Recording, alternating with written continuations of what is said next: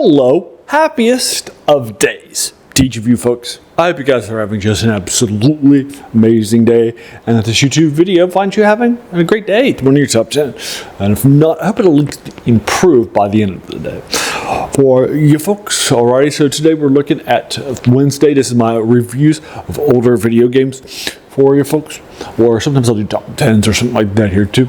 So here, I thought it would be great for me. I'm currently doing the Fallout videos that I played, including the spin-offs. I've done Fallout Tactics as a spin-off that I played for about 12 hours. And that sort of thing too. And so I did Fallout 3 last week. I'm doing these chronologically, not all the main ones and then the spin-offs. And so next one chronologically after Fallout 3 last week is Fallout New Vegas this week from 2010. Many people consider this to be the best Fallout franchise of the Bethesda area. So let's take a look and see. So it was released in October 19th, 2010, 15 years ago. It was by Obsidian and released by Bethesda as a spin-off. It was directed and designed by Josh Sawyer. It's produced by 4 people: Mikey Dowling, Jason Fader, Matt Singh, and Tess Treadwell for you folks. It's programmed by Frank, I'm sure I'm going to slaughter his name, Kowalski. I hope I pronounced that name right. Art here is by Joe Sandberg, and it's composed, again, like all the games in the series, by Inenzer. So, just absolutely nails. This is on Steam right now for absolutely an absolute bargain of $10. It's like half of what Fallout 3 is worth from a couple of years ago. Other Fallout things tend to be more like $10. If it were on sale, I would understand that, but right, I feel like it's a great deal. Links below in case you're interested in checking it out. On Steam, it's rated by players at a very, very strong 96%. Great stuff, love it lots. And then on Metacritic, by the actual by the critics that are putting that together, it has a lower AD4 out of 100, but it's still pretty good. So this series is the spiritual sequel to my beloved Wasteland, which was my first review I did for these older reviews for you folks, and it's hugely beloved today. It has so much good stuff going on for it. It introduced schools, vaults, super mutants, all that good stuff. This set also puts this world is set in the Old West for the first time in a while. And you can ally with many folks here to push yourselves and your team too. You can have the Caesar's Legion, for example. I love the ability to sort of push yourself and put your emperor on too. And I love that too. The art here is great. The music here is great too. This is set in Las Vegas mostly, and the surrounding area just like the original Wasteland was too. And in both places, they have survived the apocalypse. But they're now dominated by a robot horde. Which so it's definitely a call out to the spiritual sequel that this is a sort of thing too. This series also put retro futurism on the map in a major way, just as a heads up. So I adore here the mechanics, the impact that you have. It's a great game too, and that sort of thing too. It feels like a better game. I love the ending a lot better than Fallout 3 too, which I gave it 6.2. And that sort of thing too, but I feel that one of my major issues that Fallout 3 didn't have is that there are a lot of flavor files with this and such. Right, the Fallouts and the Wasteland universe, right, of Fallouts and text, Vaults and that sort of thing too. It has a set assigned timeline to it, and that sort of thing too, like what guns exist in this alternate universe, and that sort of thing too. And it violates that. It has guns that are doing in later eras that didn't exist. And that sort of thing too. So it has some flavor files to it, which I'm not a big fan of. And that sort of thing. Great game, but some flavor files. So those flavor files drop at a point to 9 out of 10 for you folks. Love it, though, very, very much. And I put a lot more hours into this than Fallout 3 by far. Have you played it? And if so, what did you think about it? I'd be very, very happy to sort of engage with a professional critic, right? I didn't get this game for free. I paid for it too. Although right now you should be able to buy it for a lot cheap stuff. So, I'm just a fan like you, right? And that sort of a thing too. So that means that we're coming from the same place, right? So your opinion is going to be just as valid as mine is, right? So I'm happy to engage you with it further if you agree or disagree with my 9 out of 10. If you disagree that the flavor files should be a point, maybe you think it's a half a point or it should be longer, bigger ones, and they have admitted it to fans too. Later on, they said, "Yeah, we shouldn't have done that.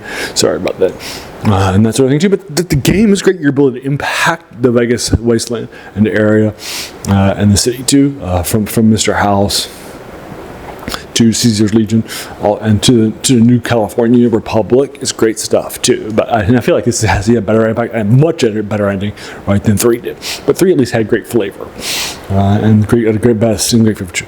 But there you are. So what did you think about it and that sort of thing too? As a reminder, like I said earlier, when I set this up, today is the day I set aside on Wednesdays to order video game reviews or sometimes top 10s. Or something like that too, here and there. So check that out. Let me know what your thoughts are. I also do some Let's Plays too, of older stuff too. I have a Let's Play for Evil Genius number 17 coming out today too. So you can check those out too. Of older things too. And then it was a cult classic base builder based on James Bond where you're the baddie. Good stuff. Well, lots of some of my favorite games of all time. And I recently did a review for it too. And then also, I do on this channel on Saturday something I call Serial Saturday, that's dedicated to doing reviews of the forgotten sort of the methods and how influential they were on modern movies and TV shows back then. So I do serials like Tarzan, Flash Gordon. I just did the Zorro series. I'm doing the Dick Tracy series. I just did Dick Tracy number 1, so that'll be up there too. So you can check it out from 37.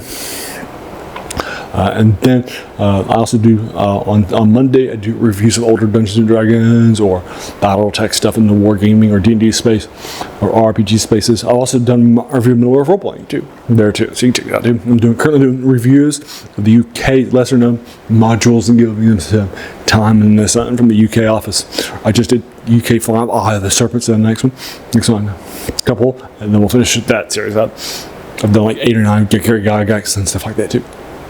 The other 3 days a week, I do reviews of older things that you read and that sort of thing too, like in the genres that we cover, like fantasy, science fiction, and horror too, right? And so there you are. And so if those 7 older reviews a week and then the occasional Let's Play too, of older video games too, sounds like your cup of tea, then great. Welcome to the channel. Have a seat. I think you'll enjoy your time here quite a bit. And then while you're here, why not do all the YouTube stuff? Like hit the subscribe button, the like button, the bell icon to be notified of those 7 videos a week, and then share and watch. But basically share and watch are the dedicated ways to grow the channel. For you folks. Alrighty, and there you go. As you can tell from all those 7 older things, and even the name of the channel, it's also where the passion comes from too, right? So the name is a quote by a French philosopher named Jacques Joubert, who said that the worst thing about new books was that they kept us from reading the old ones, right? Not that the new ones are bad, they're not, right? But, they're built on the shoulders of giants. So let's check out those giants. And then, right, in our passion for the new video game, in this case, the new movies, the new novels, right, and that sort of thing, we have forgotten these things, right? Right. So check out some of those older things too, right?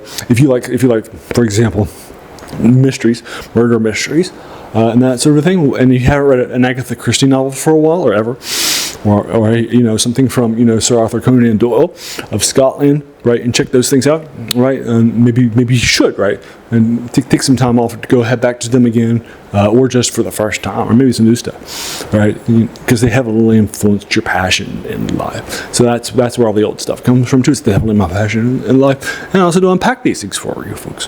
Alrighty, so there you go. So much as I want to thank you so very, very much for just taking some time out of your day and investing it, right, and watching my videos, because we all have so many different things that are happening in our lives, and we're pulled in so many different directions too, right? So in fact, you spent this time with me, that's incredibly humbling, and I appreciate that so very, very much. So thanks again, and have an amazing day.